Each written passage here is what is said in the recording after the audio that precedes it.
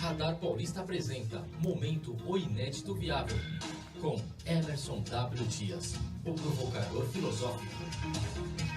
Está conosco aqui Emerson W. Dias, trazendo mais uma vez o quadro Momento O Inédito Viável. Muito boa noite, obrigado pela presença aqui, Emerson. Boa noite, Renato. Boa noite a todos os ouvintes. E o que você traz para nós nesta quinta-feira chuvosa em São Paulo? Quinta-feira chuvosa, vamos falar sobre crença, opinião, argumento e julgamento. É justamente o que a gente está fazendo tudo agora. Crença, opinião. A gente já chega com os pés no peito também, Chega né? chegando, né? Chega chegando. E você traz o tema realmente bem a calhar. Como tem um amigo meu, Silvinho Simões, ele fala, eu chego como voadora de quermesse. É isso aí. Vamos lá, Emerson. Bom, seguinte, mas antes de falar disso, eu vou lembrar uma frase do Arthur Schopenhauer, que é um dos meus filósofos preferidos, que ele falava sobre o puro sujeito do conhecimento. Né? O que é o puro sujeito do conhecimento? É aquele indivíduo que ele é despido, né, de vontade, de dor, ele é atemporal, ele é livre de afetos e paixões. Aí você fala, nossa, o cara é uma pedra de gelo, né? É verdade. Mas porque o Schopenhauer está dizendo o seguinte, para você formar conceitos claros, você precisa se despir de tudo isso. Né? Este é o sujeito puro do conhecimento. Por quê? Senão tudo vira fla-flu, né? Tudo vira discussões apaixonadas. Sem dúvida. E opinião, né? A gente fala, o que é uma opinião? Uma opinião é um modo de ver, né? De pensar, de formar um conceito, um juízo. Todo mundo tem direito à sua opinião. Isso é democraticamente garantido. Né? Porém, a opinião geralmente ela é manifestada por conta de uma reflexão da crença que o indivíduo tem. Certo? E o que é a crença? A crença é uma convicção íntima, ou seja, é uma opinião adotada com fé. Porque quando eu tenho crença, geralmente eu tenho fé. Por quê? Porque eu não posso provar muitas vezes o fato em si. Mas eu coloco uma crença e a partir dessa crença eu dou uma opinião. Por exemplo, se eu creio em Deus, eu posso dizer que tal coisa é certa, tal coisa é errada. Se eu não creio em Deus, eu posso dizer que tal coisa é certa, tal coisa é errada. Dentro de uma outra exatamente. filosofia. Então. Mas ambos eu não posso provar nem que sim, nem que não. Certo? Isso é um debate científico, né? Não se tem prova da existência de Deus e também não se prova a não existência. Ou seja, então é de fato um ato de fé, é uma crença. E a partir da crença eu formo a opinião. E geralmente quando você tem opiniões diversas, as pessoas tendem a argumentar. No sentido de buscar a verdade. Porque este é a razão de ser do argumento. O argumento é uma busca da verdade, ou seja, onde você questiona a opinião do outro, e eu recebo um questionamento da minha opinião, e tenta se apurar a verdade. O problema é que muitas vezes o que acontece? Né? As pessoas não têm a paciência para escutar o argumento, porque imbuídas de paixões e crenças, elas eliminam a opinião do outro, sem que se espere a argumentação baseado naquilo que o Schopenhauer dizia do puro sujeito do conhecimento. Por quê? Se eu critico uma pessoa que você gosta, você tem que ter a frieza de escutar o argumento para depois contrapor com a sua opinião, que pode ser baseada numa crença ou não. Você pode ter um fato que eu não sei, né? E ao colocar o fato na mesa sobre o fato, não tem, o fato é o fato. Mas eu posso formar uma opinião a partir de uma crença, interpretando como o fato aconteceu. Mas o que acontece? As pessoas não têm essa paciência. Então o que acontece? Elas agridem. Né? E a força é sempre o recurso fácil dos covardes. Porque os covardes não argumentam. Né? Porque você falou mal do fulano, a pessoa assume aquilo como sendo uma crítica a ela, e ao invés dela contra-argumentar em relação à sua opinião, ela agride você. Exatamente. Né? É isso mesmo. E o problema é que assim, a liberdade de expressão que todos nós temos, ela não necessariamente lhe dá o direito de ofender as pessoas. Né? E é preciso saber diferenciar uma crítica de uma ofensa. Sim. Certo? Uma crítica, a partir de um fato, eu dou a minha opinião conforme as minhas crenças.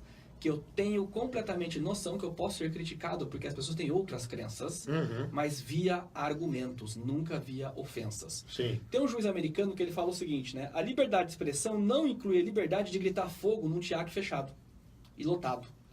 Por quê? Eu sou livre para expressar a minha opinião, mas eu não tenho o direito de, num teatro lotado, fechado, gritar fogo. Porque ao falar isso, você pode, inclusive, matar as pessoas, porque as pessoas vão começar a correr comprometer ali a vida pisar das uma das pessoas. outras. Né? Então precisa ter muito cuidado nesse momento de polarização política, de buscar essa ideia do Schopenhauer, do puro sujeito do conhecimento. Por quê? Você tem que argumentar. E argumentar significa buscar a verdade, né? Colocar coisas para você refletir. Mas sempre no alto nível, no nível das ideias, né? Das opiniões que podem muitas vezes vir sim formadas por crenças erradas. E é importante ouvir o argumento do outro, porque a minha crença pode estar errada. Eu posso estar acreditando que manga com leite faz mal. Né? Passei a vida inteira achando que leite com manga faz mal. Um belo dia alguém fala, não faz mal. E a pessoa vai lá e toma um copo de manga com leite na minha frente, eu vejo que ela não passa mal. Pô, então eu tinha uma crença errada. E formava uma opinião a partir de uma crença errada. Mas a partir do momento que a outra pessoa argumentou e mostrou que não, isso deixou de ser minha crença. Comprovou ali, né? Comprovou. Por quê? Porque o argumento trouxe a verdade. Sim. Então, eu acho que essa linha tênue é muito importante para a gente colocar em reflexão. Né? Opinião está sendo colocada e pode ser criticada, mas criticada a opinião. Ninguém tem o direito de ofender a pessoa que deu a opinião, né? E você pode criticar porque você não concorda a partir da sua crença. Sim. Né? Olha, eu acho que agora essa própria posição que você acabou de ler aí do general Mourão, né? Que criticou o 13º. Olha, se você tem a crença que o 13º é um benefício, né, que é inalienável do trabalhador, então você vai dar a sua opinião dizendo que você é contrário. Sim. E você pode dizer, olha, eu estou criticando o general Mourão, por quê? Porque ele não tem a experiência de um trabalhador CLT, né, para saber como é que isso é importante ou não é importante. Mas argumenta-se. E é importante você estar falando também, Emerson, porque assim, o fato de nós emitirmos uma opinião aqui, assim como você está emitindo, isso não é uma verdade absoluta. Correto, né? Exato. A gente pode ser questionado. Exatamente. Tá certo? Então, quando a gente dá uma opinião aqui, o importante é a pessoa pensar a respeito. Correto. Será que o Renato está certo naquilo que ele está falando? Será que o Emerson também está trazendo a argumentação dele dentro daquilo que eu considero o mais correto para a minha vida e tal? O mais importante é a gente trazer isso para as pessoas pensarem e não levarem isso para suas casas e tal, como uma verdade absoluta. Nós não somos donos da verdade aqui, não. Vamos deixar isso bem claro. Exatamente. Né? E a crença e a opinião não necessariamente é um argumento. Né? Eu posso estar errado no meu argumento. Né? E por isso que é importante ouvir o argumento do outro com as bases que o outro está lhe oferecendo, para daí você criar uma discussão. Agora, é claro, se a pessoa te fala um argumento baseado numa notícia que é mentirosa, né, ou numa informação que não é verdadeira... aí a coisa já compromete mais. Você vai desconstruir o argumento com base naquela informação que você tem. Sim. Né? Mas sempre o debate das ideias, né? Puro sujeito do conhecimento, sem paixões. Sim. Porque se você ficar colocando paixão na discussão, você vai tender a ofender as outras pessoas, né? E aí quando você começa a perder o debate, começa a ficar feio, você começa a apelar. Porque você é desocupado, porque você é extremista, porque e você isso é comunista. gera... Você vê o clima hoje nas redes sociais, é uma coisa absurda. Exatamente. A interpretação... É uma coisa de um baixo nível. Uma coisa que nós estamos falando aqui, que nem você acabou de falar, o general Mourão. O general Mourão tá lá, não sabe nem o que a gente tá falando aqui. Sim. Aí daqui a pouco entra um cara, não, Renato, você é isso, é aquilo. Ô, Emerson, você é isso, é aquilo. Não, vamos discutir o que o Mourão... Se você achar que jabuticaba... tá certo o que o Mourão tá falando, concorde com o Mourão, mas não vem desestabilizar, por exemplo, o apresentador, o crítico, né, o filósofo, como é o caso do Emerson W. Dias. Enfim, temos que respeitar as opiniões, tá certo? E não tentar destruir aqueles que levam as suas opiniões a cabo, né? Vamos dizer assim. É muito assim, né? O cara eu acredito. Então, hoje tem um debate muito forte, né? Homem é homem, mulher é mulher. Deus fez assim e acabou, né? E você acaba, nessa visão, nessa linguagem, criando muitos preconceitos. E aí volta essa ideia, né? A liberdade de expressão não te dá o direito de ofender quem pensa diferente. Porque quem pensa diferente não está necessariamente pensando nos teus costumes, né? No teu juízo de valor a partir de um conceito da igreja, né? Ou seja, você faz um juízo de valor, se é bom, se é ruim, a partir de uma leitura religiosa. Mas você não pode transformar isso em juízo de valor, né, para todo mundo. Por quê? Você tem que olhar o juízo da realidade, igual o cigarro. O cigarro é bom, o cigarro é ruim. Do ponto de vista científico, está provado que faz mal à saúde. Né? Você tem uma evidência científica que faz mal. Exatamente. E por isso você pode dizer, olha, baseado no que a ciência diz, é ruim para a saúde. Agora, é elegante ou deselegante? Aí cada um vai ter o seu juízo de valor. Né?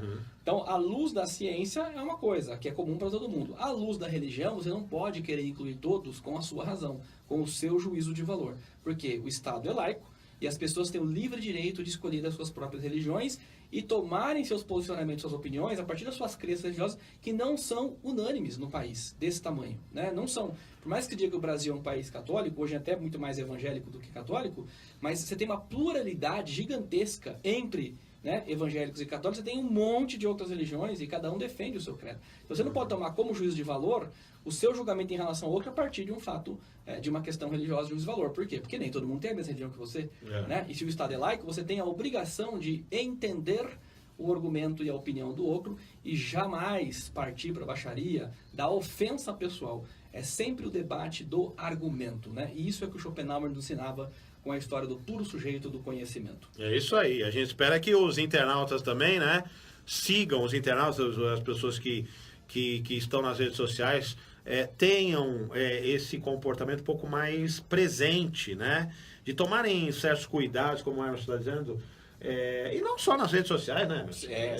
O debate de uma maneira geral, né? No dia a dia. No dia a dia, uma conversa, enfim. A gente está muito focado na rede social porque ali é muita gente, Exato, né, ao mesmo tempo. E a rede social, eu acho que ela potencializa porque a pessoa não está presencialmente. Eu tenho certeza que presencialmente as pessoas se segurariam mais. Sim, né? Não sim. Olho no olho, ela não falaria aquilo. Sim. Né? Mas na rede social ela acha que ela está livre, que ela pode postar o que ela quer porque ela tem a liberdade de expressão. Mas, de novo, liberdade de expressão... Mas é porque ela está atrás de uma máquina, exatamente, né? não significa poder ofender os outros. Ela está atrás de uma máquina, ela acha que ela pode falar o que ela quiser, pode fazer o que ela quiser. Exatamente. Enfim, Emerson, tem a frase do dia? Olha, eu peguei uma frase do Carl Jung, né, grande, um dos pais da psicanálise, aí, né, da psicologia analítica, que ele dizia o seguinte, né, essa coisa de buscar o conhecimento, você precisa ter essa flexibilidade que o Schopenhauer já dizia 100 anos antes do Jung, né?